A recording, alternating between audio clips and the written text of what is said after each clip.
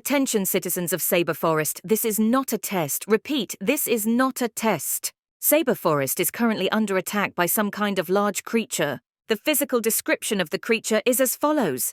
Green, scaly skin, glowing red eyes, horns on its head, spikes protruding from its arms and legs, and a long tail with a spiked club-like protrusion at the end.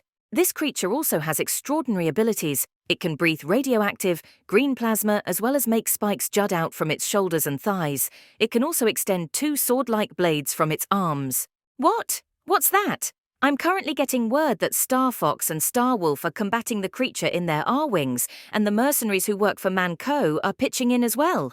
We will inform you of the outcome of this battle when it draws to a close. Until then, remain calm and safe and seek shelter wherever possible. Repeat, this is not a test.